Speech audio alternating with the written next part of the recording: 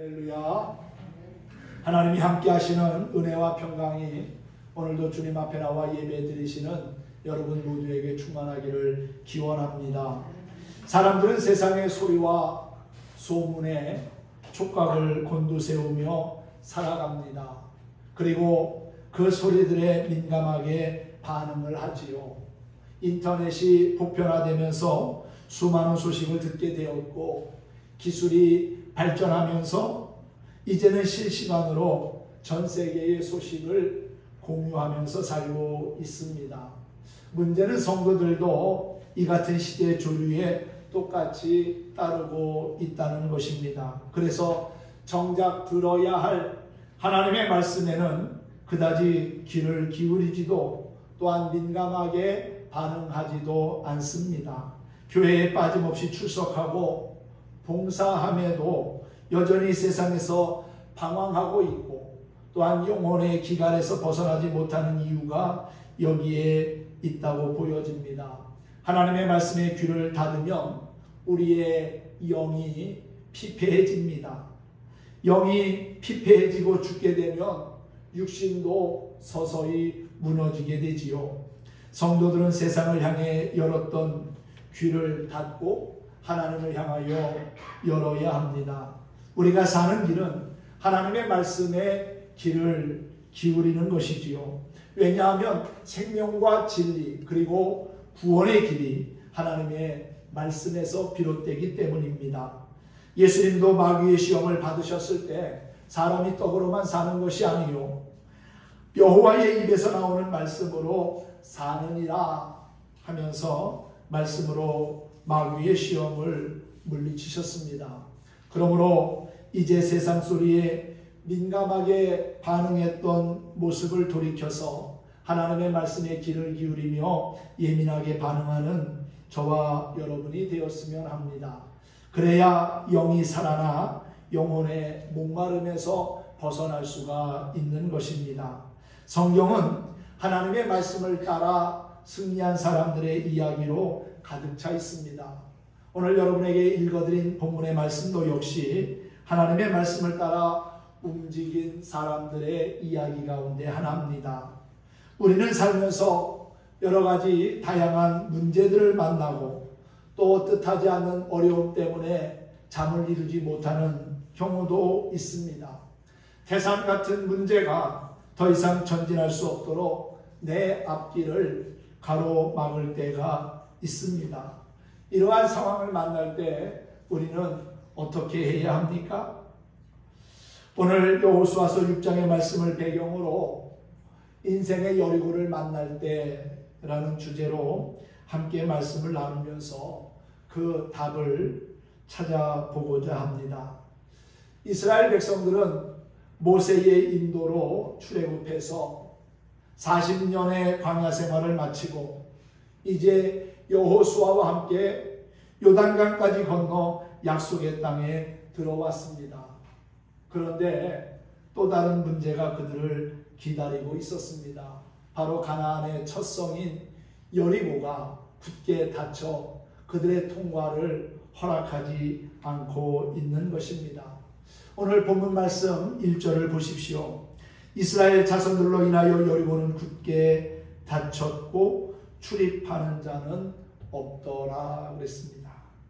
당시 여리고성은 아주 정복하기 힘든 견고한 곳이었습니다.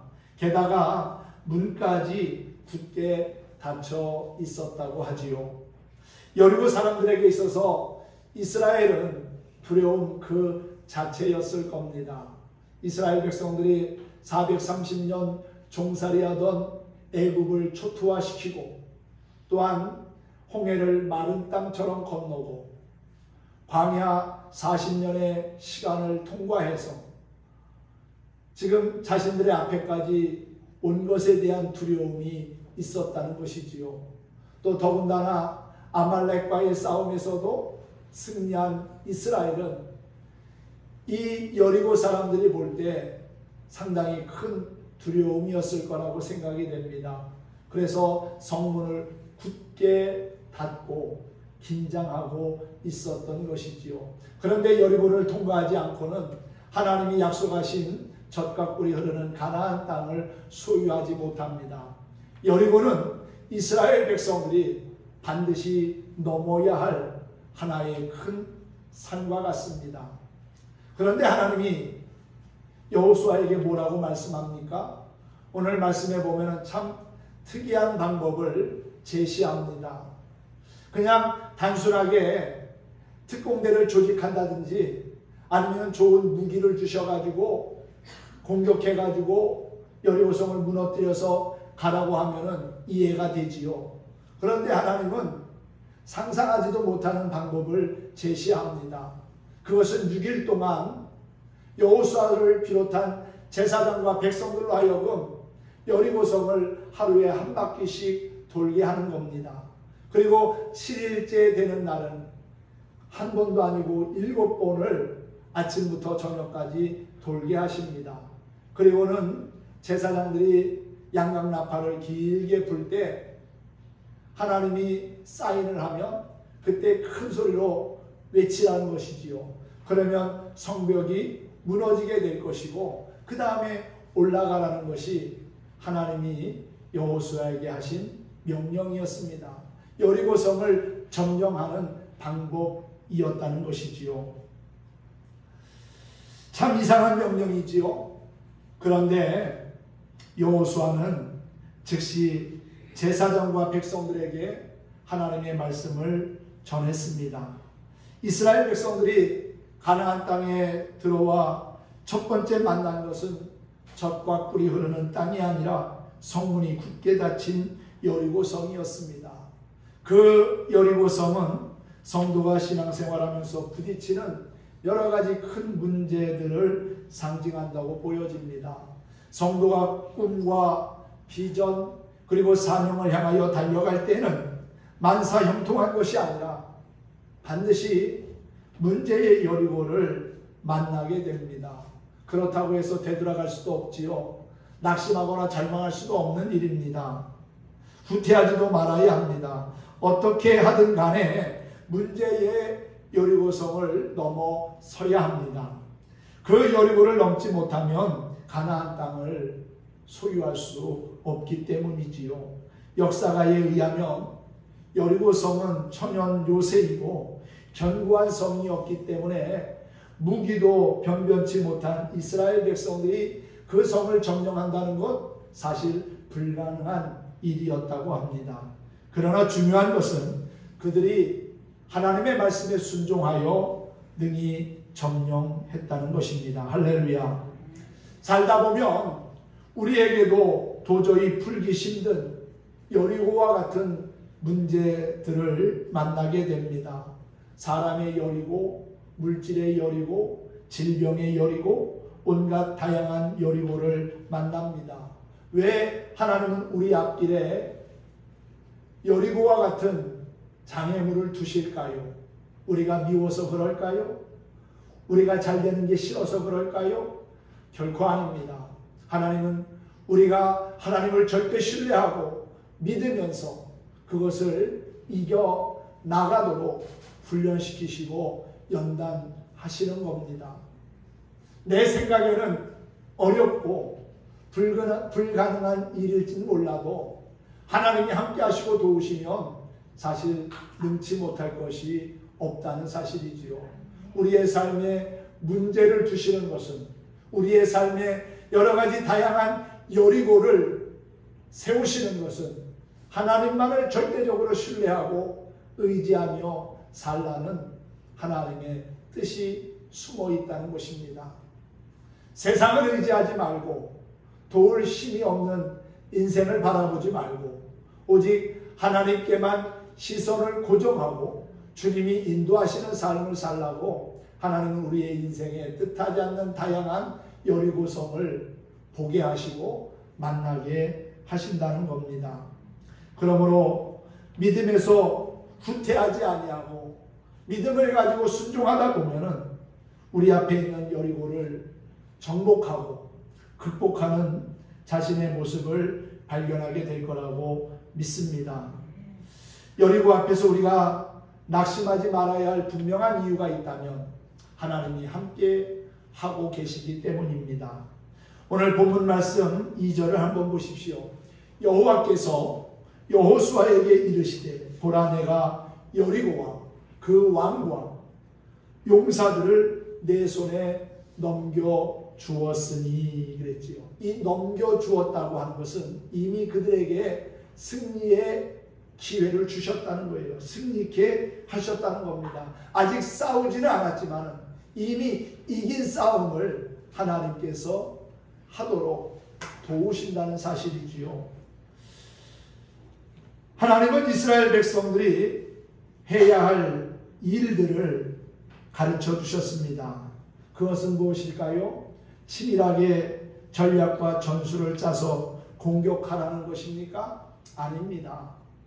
참 이해할 수 없는 방법을 말씀합니다. 성을 6일 동안 하루에 한 바퀴씩 돌고 7일째 되는 날은 7바퀴나 돌라는 겁니다. 다 합해서 13번 그 여리고성을 돌라는 것이지요. 인간이 보기에는 너무 어이없는 명령입니다. 그러나 하나님은 그런 어이없는 명령에도 우리가 아멘하고 순종하기를 원하신다는 사실입니다. 사실 아무런 대책도 없이 여리고성을 돈다고 하는 것은 인간적인 모습으로 볼 때 어리석어 보이고 또 위험한 일일 수 있습니다. 그러나 하나님은 때로 인간이 이해할 수 없는 방법으로 일하십니다. 그러므로 우리가 꼭 알아야 할 사실이 있습니다. 하나님은 우리의 생각을 뛰어넘어서 하나님의 방법대로 일하시고 역사하신다는 겁니다. 그런데도 우리는 자꾸만 하나님을 우리의 수준으로 끌어내리려고만 합니다. 그리고 인간적인 방법을 먼저 생각하지요. 내 생각에는 아닌 것 같아도 믿음을 가지고 순종하면 하나님께서 이루시고 역사하시는 것을 볼 것입니다. 어려운 일에 순종하면 그 순종한 것만큼 엄청난 은혜와 복이 주어집니다. 신앙생활을 하면서 늘 이해할 수 있는 수준의 순종만 하는 사람, 계산 가능한 헌신만 하는 사람은 아브라함의 놀라운 축복을 경험할 수 없습니다. 하나님께서도 그런 사람에겐 이해할 수 있을 정도의 복만 주실 겁니다. 축복은 언제나 그 사람의 믿음의 그릇만큼 주어진다는 것이지요. 내 입을 넓게 열라 내가 채우리라. 넓게 열린 그 입에 하나님은 풍성하게 채워주시는 분입니다. 우리가 스스로 입을 다물고 있으면 하나님의 은혜는 우리와 아무런 상관이 없을 겁니다. 마음의 문을 활짝 열고 또한 주님이 말씀하신 대로 내 생각에는 아닌 것 같지만 인내하며 순종의 길을 걷다 보면은 이 길이 정말 좋은 길이었고 이 길이 나에게 유익한 길이었고 이 길이 정말 생명의 길이었다는 사실을 깨닫게 될 것이라는 사실입니다. 내가 믿음으로 헌신하고 드리면 하나님은 그 이상으로 되돌려 주십니다. 모든 것을 준비하시고 예비하시는 여호와 이레의 하나님, 그분은 우리의 필요한 것을 채우시고 풍성케 하시는 참 좋으신 분입니다. 순종과 헌신으로 하나님을 영화롭게 하는 믿음의 성도들이 될 수 있기를 주님의 이름으로 축복합니다.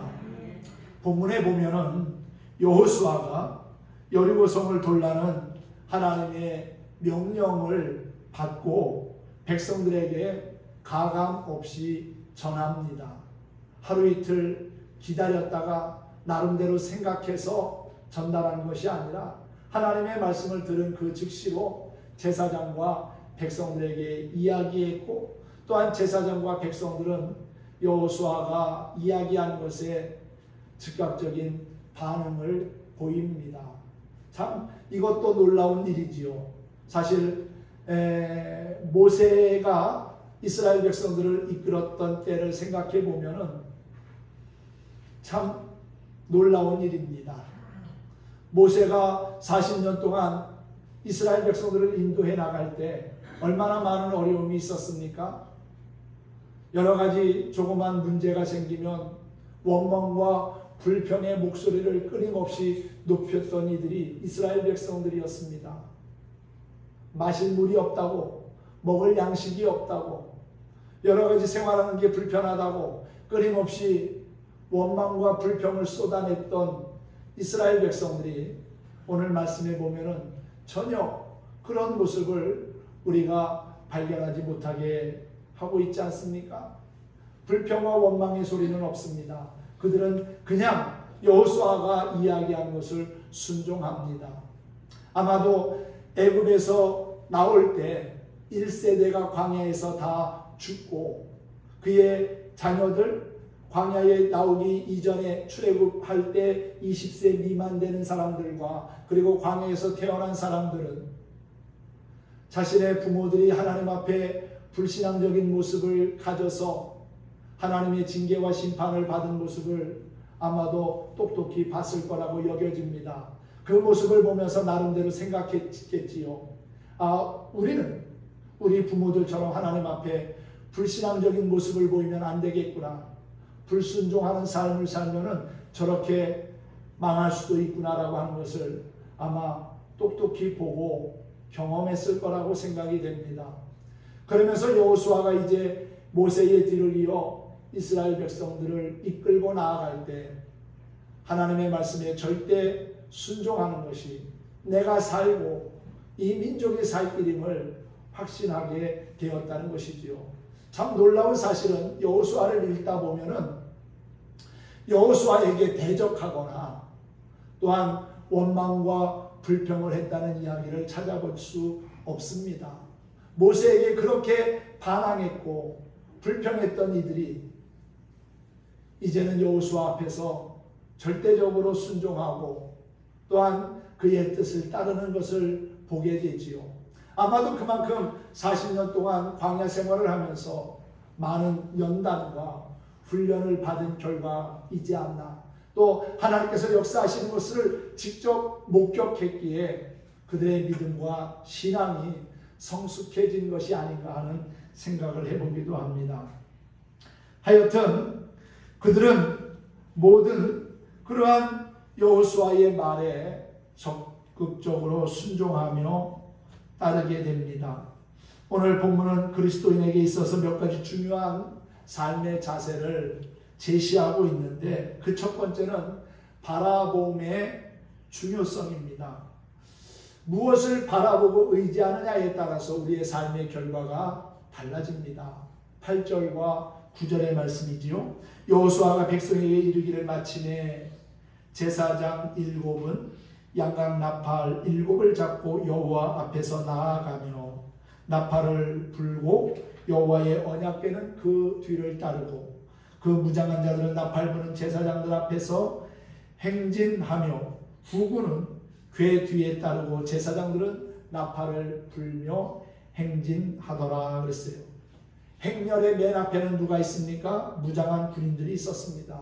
그리고 그 뒤에는 제사장들이 나팔을 불었고요. 그 뒤에 가운데는 하나님의 언약궤가 따랐습니다.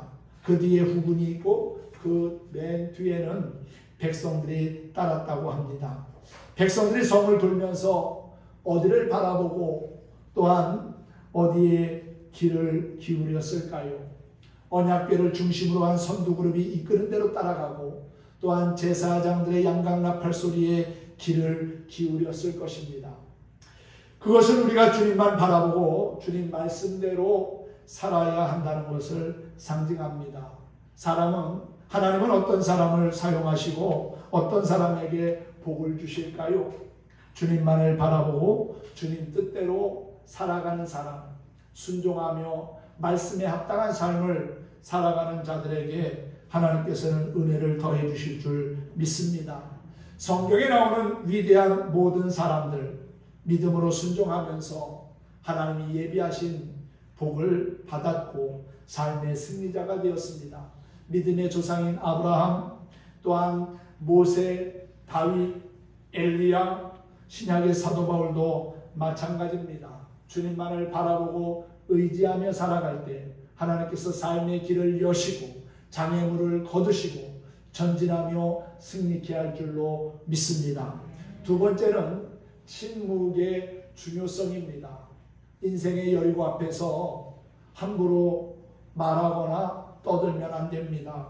오히려 하나님의 음성에 귀를 기울이는 겸허한 자세가 필요하다는 것입니다. 본문 10절의 말씀이지요. 여호수아가 백성에게 명령하여 이르되 너희는 외치지 말며 너희 음성을 들리게 하지 말며 너희 입에서 아무 말도 내지 말라. 그리하다가 내가 너희에게 명령하여 외치라 하는 날에 외칠지니라 하고 그랬어요. 여기서 음성을 들리게 하지 말라는 말은 떠들거나 잡담하지 말라는 것입니다. 왜 행진하면서 소리를 높이지 말고 침묵하라고 한 것일까요? 말에는 힘이 있습니다. 어떤 때는 말 한마디로 힘과 용기를 얻기도 하지만 어떤 경우에는 말 한마디에 낙심하고 절망하는 경우도 있습니다. 말은 사람을 강하게 하지만 또 사람을 약하게도 합니다. 그래서 말은 늘 신중하게 해야 한다는 것이지요. 여호수아는 여리고성을 돌 때는 하나님의 명령을 수행할 때에는 말을 하지 않아야 할 때라고 생각을 했습니다. 왜 그랬을까요? 너무 인간적으로 생각하기에 황당한 명령을 이행하다 보니까 말이 나오면 좋은 말이 나오겠습니까? 아마도 불평하는 말, 어이없어 하는 말, 의심을 들게 하는 부정적인 말들이 나올 겁니다. 그런 말들이 나오면 결국은 백성들 사이에 부정적인 영향이 미쳐질 것이 뻔하기에 여호수아는 그들로 하여금 침묵하면서 하나님의 명령에 순종하게 한 것입니다.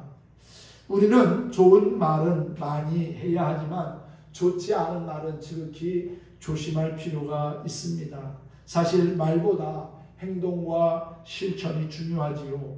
불화가 많은 곳에는 말은 많고 행동하는 사람은 적습니다. 반대로 평화가 있는 곳에는 말은 적고 행동하는 사람이 많다는 것입니다. 사실 하나님의 말씀에 순종하는 삶을 위해서 가장 필요한 것 중에 하나가 있다면 그것은 입술을 절제하는 삶이라고 할 수 있습니다. 말은 적고 기도를 많이 하는 사람이 영적인 전쟁에서도 승리케 될 거라고 믿습니다. 세 번째는 기도와 찬양의 중요성이지요. 8절과 9절에 보면 제사장들이 나팔을 불며 행진했다는 말씀이 나옵니다. 보통 군대들이 행진을 할 때에는 북을 둥둥둥 치면서 행진을 하게 하지 나팔은 잘 불지 않습니다. 북을 치는 것은 군사들의 사기를 높이고 또한 발을 맞추면서 적군을 위협하기 위함이기도 합니다. 그러나 하나님은 나팔을 불라고 합니다. 그러면 이 구절에서 나팔을 불며 행진하라는 말은 어떤 의미를 지닐까요? 나팔은 바람을 이용해야 소리가 나고 북은 손을 이용해야 소리가 납니다. 여호와께서 여리고 행진에서 북을 사용하지 않고 나팔을 불게 하신 이유는 손보다 바람을 사용하기를 원하셨기 때문이 아닌가 하는 생각을 합니다. 즉 하나님은 북으로 상징된 손이 바쁘기보다는 바람을 상징하는 성령의 역사를 신뢰하기 원하셨다는 사실입니다. 실질적으로 거대한 문제를 극복하려면 사람의 노력보다는 하나님의 도우심, 성령의 역사가 필요하지요. 또한 나팔을 분다는 것은 입에서 나오는 기도와 찬양을 상징하는 것입니다. 사실 큰 어려움 앞에 설 때 지속적인 기도와 찬양보다 귀한 것은 없습니다. 삶의 문제를 만날 때, 인생의 여리고를 만날 때 하나님의 도우심을 겸손히 구하며 엎드리면, 기도하면 하나님께서 반드시 우리의 인생의 장애물을, 여리고를 극복하고 또한 이겨나가게 도와주실 거라고 믿습니다. 기도하는 자의 부르짖음에 귀를 기울이시고 응답하시는 하나님을 신뢰할 수 있기를 소망합니다. 네 번째는 인내의 중요성입니다. 이스라엘 백성들이 여리고성을 얼마나 돌았습니까? 7일 동안에 13바퀴를 돈 겁니다. 한 바퀴 돌기도 쉽지 않았겠지요. 여러분 6일 동안 하루에 한 바퀴씩 도는 거는 그래도 할만했을 겁니다. 그런데 7째 되는 날 7바퀴를 돌라고 하니까 얼마나 힘들겠습니까? 조금 심하면 불평과 원망의 목소리가 터져 나올 수 있는 상황 아닙니까? 그런데 그들은 여호수아가 이야기한 것처럼 목소리를 내지 아니하고 침묵하면서 하나님이 역사하실 것을 기대하면서 그 13바퀴를 그렇게 일주일 동안 돈 겁니다. 이렇게 행한 것은 이스라엘 백성들의 인내를 가르쳐 주는 겁니다. 믿음으로 인내하면 하나님이 멋진 결과를 보게 한다는 사실이지요. 한 번의 순종이 상황을 바꾸지 않을 수도 있습니다. 그러나 온전한 순종은 반드시 놀라운 역사를 이룰 것입니다. 한 번의 기도가, 한 번의 예배가 상황을 바꾸지 않을 수도 있습니다. 그렇다고 해서 우리가 기도를 멈춰서야 되겠습니까? 신령과 진정으로 예배하는 것을 멈춰서야 되겠습니까? 아닙니다. 끝까지 견디고 끝까지 인내하면서 하나님이 우리 편에 서서 항상 도우심을 볼 수 있어야 될 거라고 믿습니다. 오늘은 찬송가 342장의 찬송을 함께 부르면서 말씀을 정리하려고 합니다. 시험 앞에서, 뜻하지 않는 인생의 장애물과 여리고 앞에서 낙심하거나 죄짓지 말고 오히려 주 예수를 믿고 의지하면 주의 도우심을 반드시 경험하게 될 것이라는 거지요. 342장의 찬송을 하면서 오늘의 말씀을 다시 한번 되새길 수 있기를 바랍니다. 함께 찬양하겠습니다. 오